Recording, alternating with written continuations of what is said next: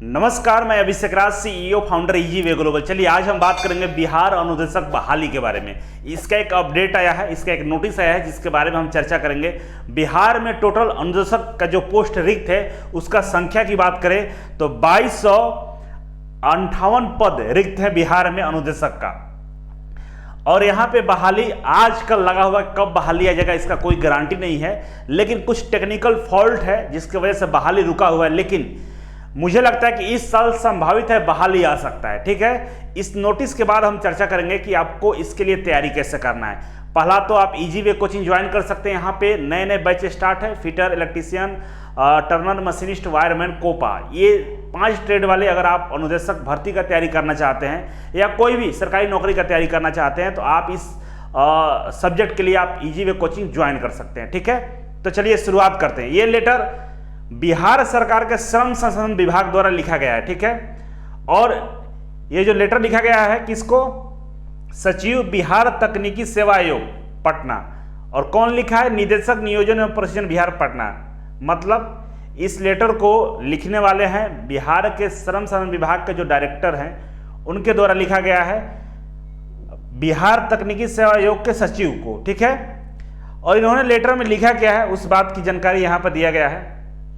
देखिए, लिखा गया है कि जो बिहार में रिक्त पदे हैं 2258 अनुदेशक का, उस पद को भरने के लिए तत्काल बहाली लेने के लिए लेटर को लिखा गया है। और कहया गया है कि अनुदेशक बहाली नहीं होने के कारण आईटीआई के जो शिक्षण व्यवस्था है पूरी तरह से चरमरा गया है और इसको सुधारने के लिए ये लेटर लिखेंगे, तत्काल बहाली लिया जाए। ये लेटर एक्चुअली पटना दिनांक 3/7/2021 को लिखा गया था। 3 जुलाई को ये लेटर लिखा गया था तकनीकी सेवा आयोग को। और ये लेटर हम लोगों को मिला है किसी तरह, मतलब क्योंकि ये लेटर ऑफिशियल होता है तो पब्लिक नहीं किया जाता है, लेकिन किसी भी तरह से मिल जाता है किसी न किसी को। तो मेरे पास भी आया था, तो मैं आपको बता देता हूँ कि जो बिहार में अनुदेशक बहाली है, मतलब काफ़ी जोर शोर से इसके आगे बढ़ाया जा रहा है। बहुत जल्द बहाली आने की संभावना बनी हुई है। ठीक है, वैसे में जो पढ़ाई नहीं कर रहे होंगे वो पछताएंगे जरूर, क्योंकि तैयारी एक दिन में नहीं होता है, लंबा टाइम लगता है। आप तैयारी में लग जाइए, मेरे यहाँ तैयारी कीजिए कहीं और के, लेकिन पढ़िए जरूर, बाद में पछतावा ना हो, इसके लिए आपको ध्यान रखना होगा। यहाँ से यहाँ तक कहानी लिखा गया है कि कब कब क्या हुआ था। कि एक बार तो नियमावली बनाया गया, समान प्रशासन विभाग को भेजा गया, समान प्रशासन विभाग तकनीकी सेवा आयोग को भेजा, उसने वापस किया, ये हुआ वो हुआ, तामझाम लिखा हुआ है। उस बात पर हम नहीं जाएंगे, सीधे पॉइंट पाएंगे। ठीक है, तो टोटल बात यह है कि लास्ट में इसमें संशोधन करने के लिए दिया गया था। तो 3/5/2021 को, यहां पर देखिए 3/5/2021 को लास्ट अपडेट किया गया है। किसके द्वारा? श्रम संसाधन विभाग के द्वारा।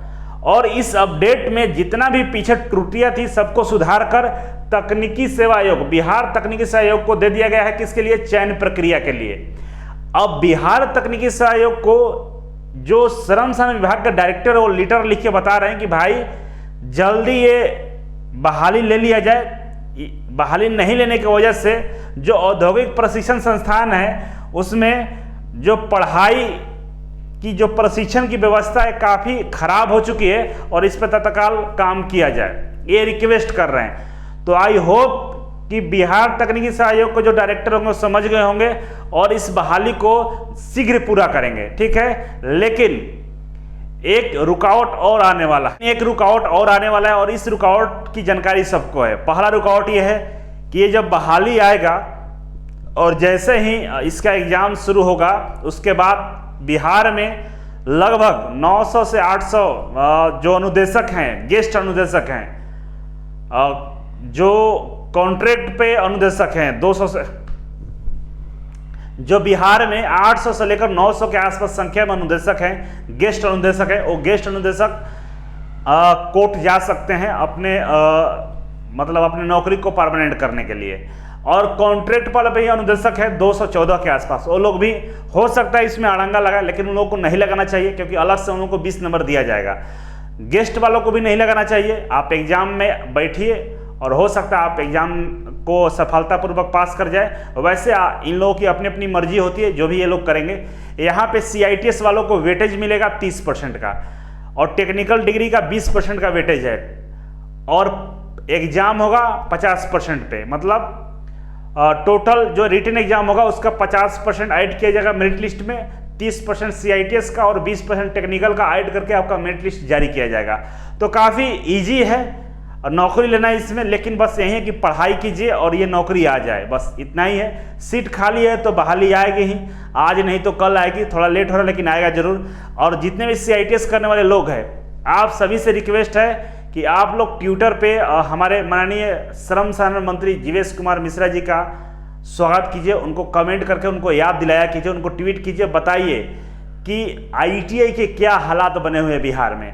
आप लोग नहीं ट्वीट करेंगे, संबंधित मंत्रालय तक नहीं पहुंचाएंगे तो हो सकता है इसमें विलंब, ठीक ना। इसीलिए अगर तत्काल बहाली चाहते हैं तो आप लोग इस पे कमेंट जरूर कीजिए और ट्विटर पर जाकर जीवेश कुमार मिश्रा बिहार तकनीकी सेवा आयोग को आप टैग करके ट्वीट जरूर कीजिए। ट्वीट करेंगे तो काफ़ी बेनिफिट होगा, हो सकता है जल्दी बहाली आ जाए, ठीक है। और मेरा ट्विटर अकाउंट को भी आप फॉलो कर सकते हैं और आगे मिलेंगे नेक्स्ट अपडेट में। अभी के लिए बस इतना ही था, थैंक यू सो मच।